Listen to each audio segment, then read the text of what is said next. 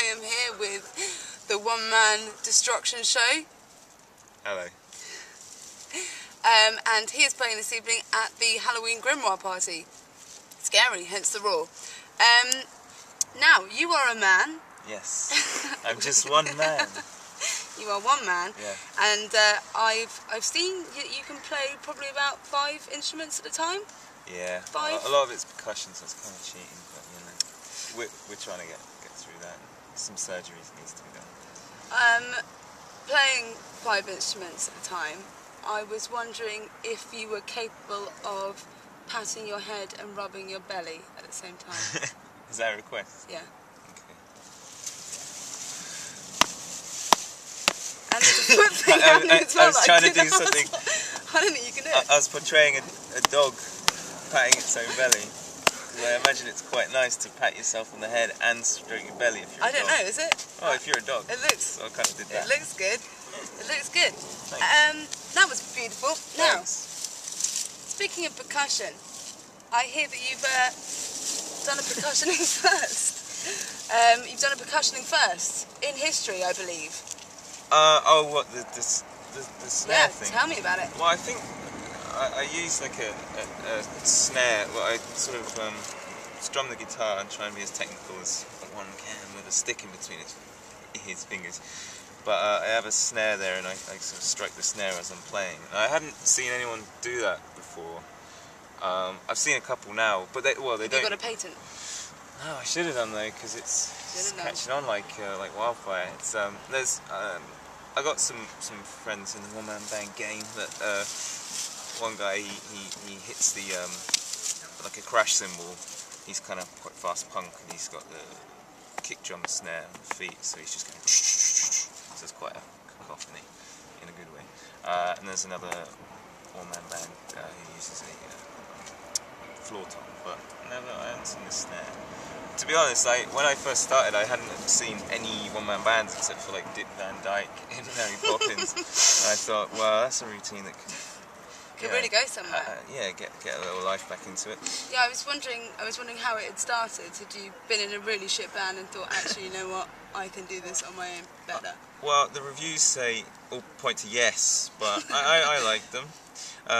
But no, I was on the. That's just a How person. come they're Ignore on them. the phone to each other? That's what kids do these days. They do that. That's what I do. I don't. We should be on the phone, really. Protecting their brittle brains from the rays. So yeah, I was in a band, and then I was sort of wanting to do something a bit like lighter, like on the acoustic or something, because I'm a sense of soul. I can feel it. So I was just in my room, and I just was tapping on a picture frame, and then I had, for some reason, a packet of pasta in there. I wrapped that up in carrier bags, kind of when it made like a,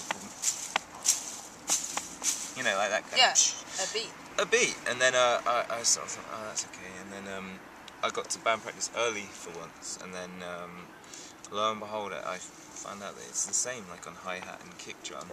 And then I started sort of doing shows and stuff from there, and then I got kind of bored of that, and someone gave me a harmonica that their mum had or something, and sort of fashioned a coat hanger with a neck brace out of it, and then one day I just had the idea of, oh wait, I can use the stick, so I kind of sellotaped this stick around my hand. I was playing at this open mic night down in Bournemouth, and I always remember it was kind of like a finale, like the last 2 songs were like with the stick. Now featuring the stick, and the guy afterwards, the compare or whatever, he said like, listen, if you need a drummer, I know a few guys. And it was like, right, I vow never to be asked that question again, you know. So I've been sort of endeavouring not to be posed with these kind of questions, like, do you need a band member and stuff like that. It hasn't happened yet. Well, I'd have thought calling yourself the one-man destruction show might hint that you don't really want anyone else. Yeah, I mean, I have thought about having a couple of backing, like, kind of chorus girls, like for some shows. That'd be quite good. I'm available. Yeah. Yeah. Cool. Great boys. As long as you got feet and hands as well. Yeah. We'll put together. Yeah. I think. Yeah, I was just thought like clicks and stomps and harmonies and stuff. Yeah, you got it. Roars, you can do some roars. Now, you have, your influences seem to vary a lot, sort of, between punk, blues, Yeah, rock and roll, man. Yeah. Do you want to tell us a bit about your influences, where they came from? Well, the original, I was like a bit of a punk kid when I was younger, and you punk, and yeah, like things like the Dead Kennedys, Bad Brains, the Misfits. All the good ones. Yeah, all the good ones.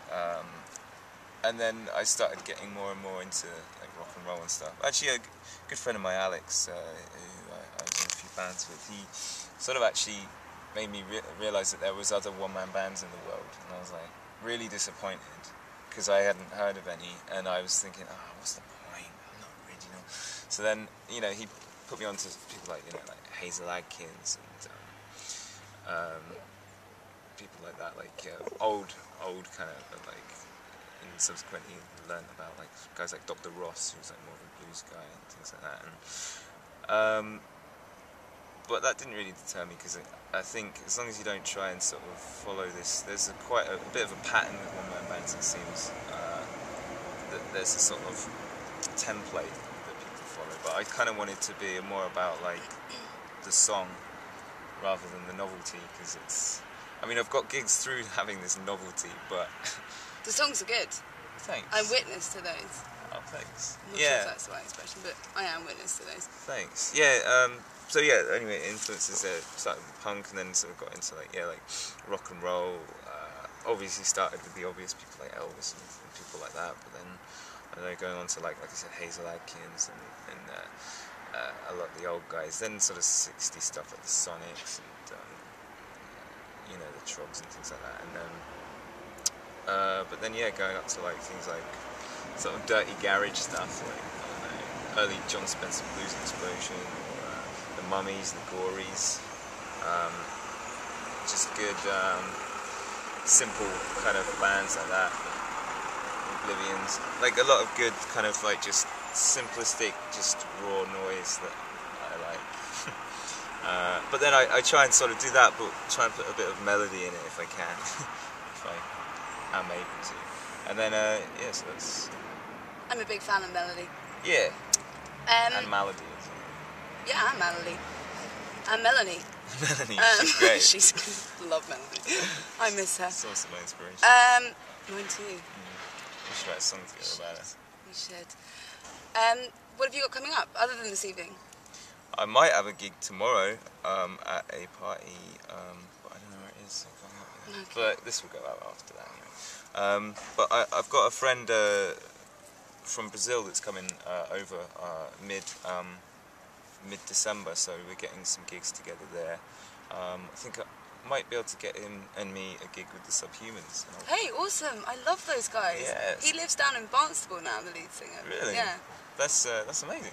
Yeah, I mean, it was quite out of the blue, but it's a Bournemouth gig, so that's where I'm from. So yeah, it's going to be quite fun to like go down there and show them the boring old town that I desperately moved away from. But what else have we got? We got maybe one at the Stag's Head as well. It's all kind of forming. Bits and bobs coming. Yeah.